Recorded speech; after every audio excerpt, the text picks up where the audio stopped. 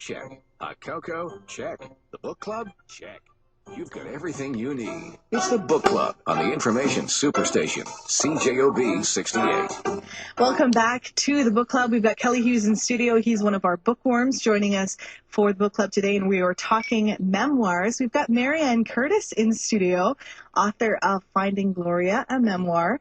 And Marianne, I'd love to welcome you to the book club. Thank you. I know that you've been up all night. You're working a night shift, so I appreciate you coming in after that. Yeah, I just hope my voice doesn't sound too gravelly here at this point. Sounds great. And you know what? Coffee is a wonderful thing. Trust me. So I was going to introduce the book, but I think maybe you would probably do it justice a little bit more. Why don't you tell us about Finding Gloria and the story behind it? Well, Finding Gloria is my life story. It came as it was my healing process after many years of tearing myself apart for things that I couldn't understand why I was tearing myself apart. And then when I started looking at my life at a big picture, the pieces started to be a little more obvious. I was adopted. I was given up at birth, and I was adopted by a mother or a family in Manitoba, and they were not very kind to me. It was circumstances, and I used to blame myself, and I used to blame the wrong people. And then as I got older, I began to look at the big picture and recognize that my mother actually suffered from a mental illness, and I just became a victim of her psychosis.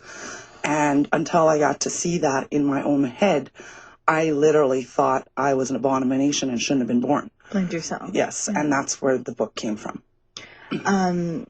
So you said that it's been a bit of a healing process to write for you.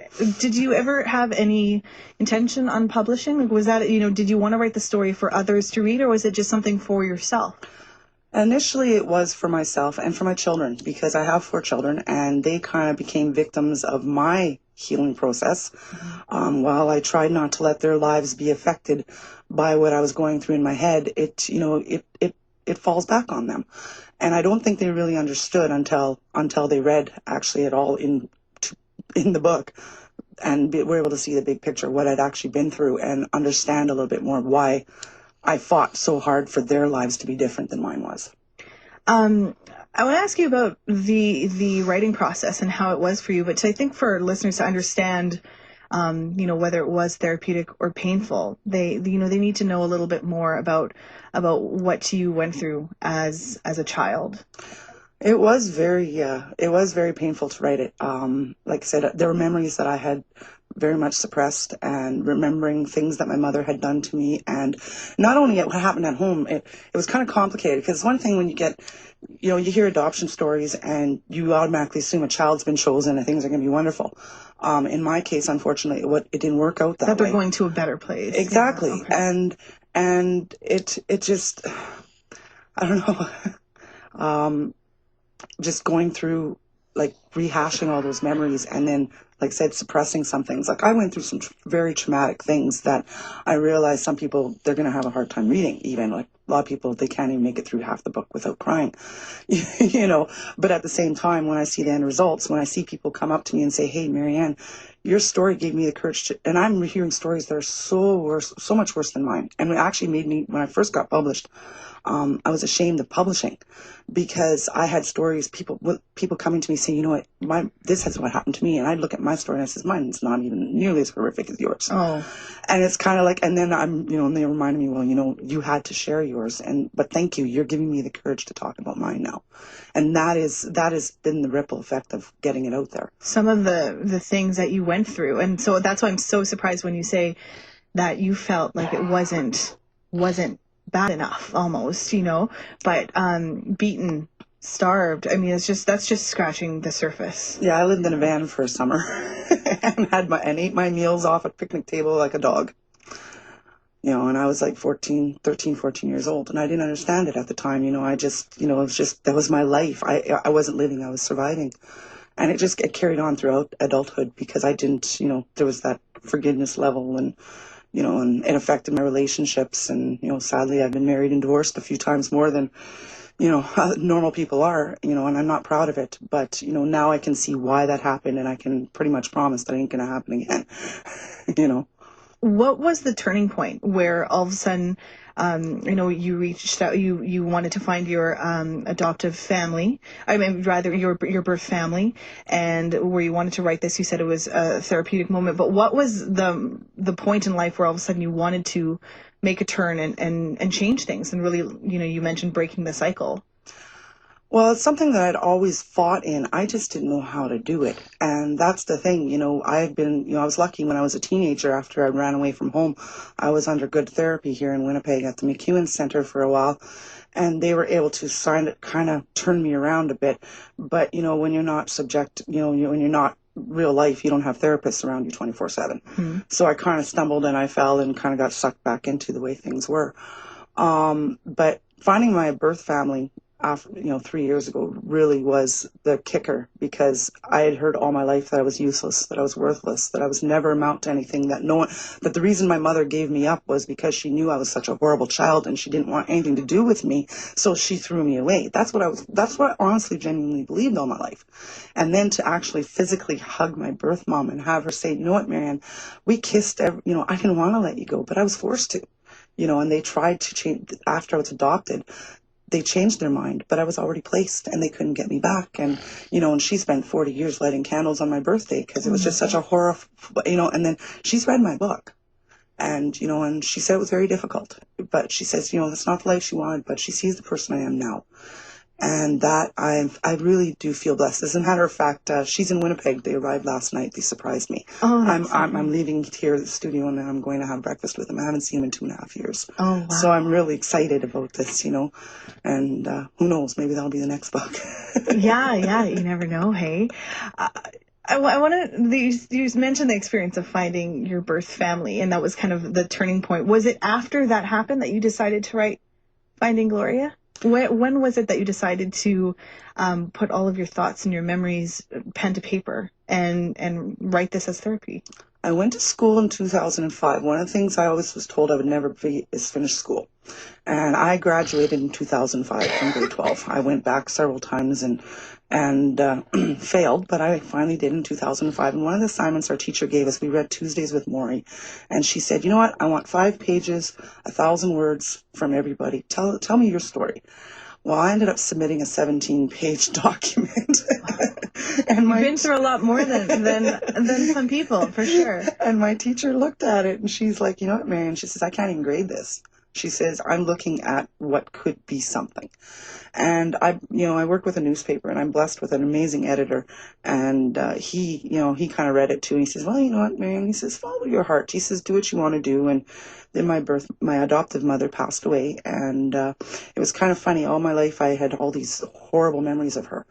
And I remember a day or two after she died, I was sitting in my boyfriend's apartment and I just had this overwhelming urge, like the memories. I remembered being potty trained. I remembered walking down the street in Niagara Falls wearing little red shoes and my mom being mad, because I was scuffing them and they were supposed to last, right? And they were good memories. And I had not had good memories in 40 years.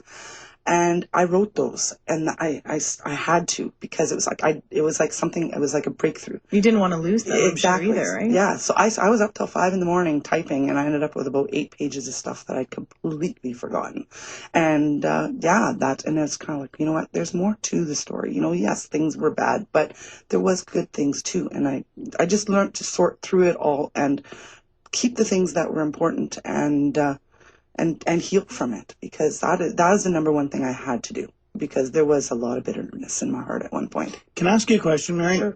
Excuse me. And I'm just seeing the book for the first time now, but one thing I always wonder when somebody writes their memoir is, especially if there's stuff in there that's not altogether positive, and you're writing about people that are presumably still alive, right? How does that feel? I mean, are you worried that, you know what I mean? Are you worried about what those people are going to think about how they sort of come across? Is that, I mean, I don't know if you talk to any of those people anymore, but how do you sort of deal with that? The one person I was very concerned about in the book is my sister. Mm-hmm. My brother just passed in September, so I had full support of my sister-in-law, she's been wonderful.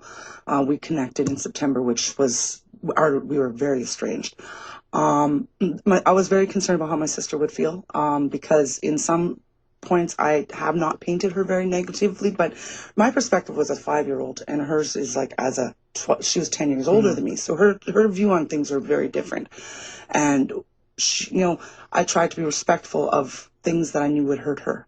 Because I do love my family, despite the fact that they pretty much cut me out, and I still respect that, and I still, that's why no one's named. Like, I deliberately wrote the book with everybody's nameless, and it's kind of funny because half my classmates have picked up a copy and they recognize themselves, because I was not only abused at home, I was also terribly abused at school. So it because I stood out like a sore thumb. So, and that too, since the book has come out, which is it's been really, I feel very blessed because I've been approached by about 8 people who have apologized to me for what they did to me in school because they did not know the whole story. And that's something I never expected, never wanted. It just, this is my life. This is, you guys judged. This is, you should, open your eyes, and teaching my kids the same thing too. Don't look at somebody. If you see somebody in a tattered dress, don't laugh at them because their dress is torn.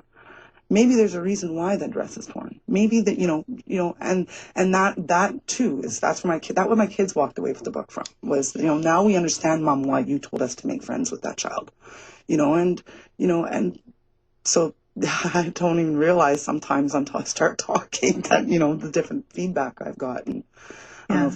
If that's what they took away with it, then I think everyone should definitely pick up the book because, we need, I think everyone, including myself, we all need to be less judgmental and think before we speak or say things like that. The book is called Finding Gloria. It's by Marianne Curtis. We're talking about memoirs today on the book club. If you have a question or a comment for Marianne, if you want to call in right now, 780-6868. Kelly Hughes joining us from Aqua Books. He's our bookworm for today. You're listening to the book club on CJOB 68. We'll be right back. Club, we're talking about Finding Gloria, and Marianne Curtis, the author of the memoir, joining us in studio. Kelly Hughes of Aqua Books, one of our bookworms, and we're taking your calls right now on the book club at 780-6868 if you have any questions or comments for Marianne. And we'll go to our first caller. Hi, CJOB. Hi, I have a little surprise for you. Okay, go Do you ahead. recognize my voice, Marianne? Yes, I do. Mom's with me too. We're listening, and I just wanted to say, on behalf of me and Mom, we are so proud of you, and that we love you so much. And it's just, I can't believe it's been 3 years, but it seems like a lifetime. Well, I'm so glad you guys are here, and I can't wait to have breakfast with you guys. Oh, do you want to just hear? Mom wants to say something really quickly. Okay, you guys are on the air. I hope you know that. Hi, sweetie. Hi, Mom. I love you, and I'm so proud of you, and I'm so glad we found each other. See you at breakfast. Yeah, see you in a little bit, Mom. Okay, bye-bye. Bye. So that there is your birth mom. Very emotional conversation. You haven't seen them for, you said, 2.5 years. Your birth mom and a sister from out west. Yeah, they're in Edmonton. And you're gonna have breakfast with your mom today. I haven't seen her in a few years. Yeah, and they're turning back and going back. So I have a few precious hours with them before they take off on me again. Them writing the book. I mean, you mentioned such a crazy process for you, emotional, and I mean, I can see it right now. Talking to them and having that support behind you after writing some things where, you were scared about what people would say. You're from small communities. I mean, Steinbach's a small town. Winnipeg is still a small city. It must mean the world having to hear those words. Well, I've had family, but at the same time, I've been orphaned, and I raised my children that those were my family. And I always watched, my first husband bless him, he had nine brothers and sisters, and I always envied the fact, I loved the idea of a big family. Mm-hmm. And now I can actually say I have a family. And that to me is like that's just the coolest feeling ever, because, that's just something I've just never had before. And I think a lot of people just, I get angry when I see people just they take that for granted. And, you guys don't know how precious that is to have family. And, that's, yeah. Yeah, it's priceless. Absolutely. The people in our lives. I want to talk a bit about the process of writing the memoir. We were talking a few weeks ago on the book club about writing based on true events and how sometimes an author has to take some liberties, right? Because with memories, you said even some of your memories were gone and they were suppressed dialogue. We don't write down everything that we say. So when you're going back and you're recounting a memory, there's got to be a little bit of liberty taken with that. When you were writing and you were going back to your childhood and that, how did you go back in time and write as closely as possible to your memories? Is it something that you struggled with? And Yes and no. Like, there's not a lot. There is the important stuff. There's dialogue, but I'm not a big dialogue writer. Like, I'm a reporter, so and facts. I deal with things that way. So that part wasn't that hard. But going back to my memories, I'm one of those people. I have almost, I wouldn't say a photographic memory when it comes to events and stuff, but I have amazing recall. Sometimes kind of creepily, I freak people out. Like, I remember things I shouldn't remember. And I don't know whether it's because I spent so much time alone as a child, like, especially if I've learned techniques that help me remember things. So I know this is going to be a moment. I'll talk it over in myself or whatever. And you know how to store it. Yeah, it's very bizarre, and it's good for a writer. It served me very well. I could use some of that. Yeah, I know. I could have used some of that in high school and university. I don't use a day planner. I don't have a watch. And I don't, gosh. And yet I know, it's just the way I've learned to do things. I don't know. I guess it is one of my few gifts.